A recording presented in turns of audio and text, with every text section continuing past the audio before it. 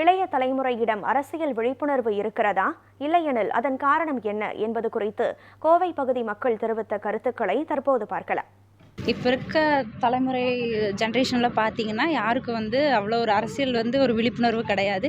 ஏன்னா என்ன தலைவர்கள் என்ன சொல்கிறாங்க அப்படிங்கிற உள்வாங்கிக்கிற ஒரு கருத்தும் கிடையாது. இப்போ இன்ஸ்டாகிராமில், ஃபேஸ்புக்கில் என்ன போடுறோம் அப்படிங்கிறதே புரிஞ்சுக்க மாட்டேங்கிறாங்க.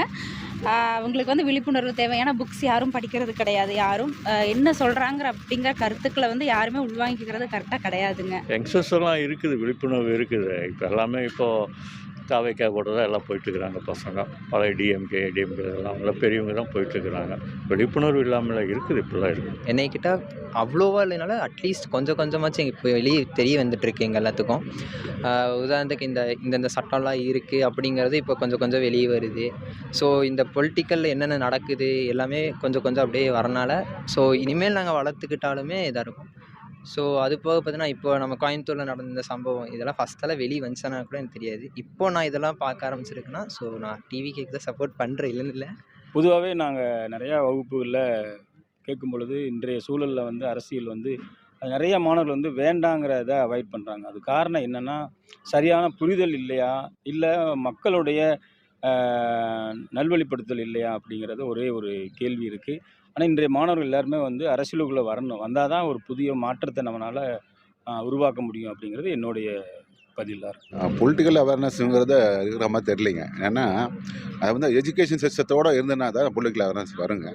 இன்னொன்று இவனுக்கு ஃபுல்லாகவே என்னென்னா சினிமா மோகத்தில் தான் மாதிரி போட்டுட்ருக்காங்க. ஹிஸ்ட்ரியிலே எதிர்த்து ஹிஸ்ட்ரியில் அந்த சப்ஜெக்ட் இருந்ததுதான் ஒரு பொலிட்டிக்கல் அவேர்னஸ் வந்துருக்கலாம். மேக்ஸிமம் இல்லைங்க. அது புரியாத ஆர்வம் அதுதான் யங்ஸ்டர்கிட்ட இருக்குது. இப்போ எதனாலன்றனா சினிமா மோகம் தான். நல்ல ஸ்டடி பண்ணோம், அது பண்ண தெரியல. ஒரு லாஸ்ட் 2 இயர்ஸாக இல்லைன்னு நினைக்கிறேன். நிறைய சினிமா பார்த்துட்டு ஒரு என்ன சொல்கிறது, பேசிக் ஐடியாலஜி இல்லாத ஒரு பார்ட்டிக்கலை சப்போர்ட் பண்ணுறது எந்த ரிசல்ட்ஸும் கொடுக்காது. ஏன்னா ஒரு ஹைப் வேணால் க்ரியேட் பண்ணலாமே ஒழிய, பட் லாங் டேர்முக்கு அது ரன் ஆகாது. ஈவன் ஷார்ட் டேர்ம் கூட ரன் ஆகுறது ரொம்ப கஷ்டம். இப்போ இருக்கிற பசங்களுக்கு அந்த மாதிரி இது இருக்கிற மாதிரி எனக்கு தெரியல. அதில் ஒரு ஆர்வம் இல்லாமல் இருக்கிறாங்க போல தெரியுது பசங்க. பொலிட்டிக்கல் கரப்ஷன் முன்னாடி கரெக்ட் ஆகிட்டு வருது. ஏன்னா ஜென்ரேஷனாக சேமாக அவங்க ஒரே பர்சன் தான் வர மாதிரி இருக்குது. இப்போ எங்கள் ஜென்ரேஷன் வந்துச்சுன்னா ஒரு சேஞ்ச் வருங்கிற மாதிரி தெரியும். இப்போ இருக்க ஜென்ரேஷன்ஸ் கொஞ்சம் இப்போ இருக்க பார்ட்டிஸோட ட்ராபேக்ஸ் இது எல்லாமே பார்த்துட்டு வராங்க.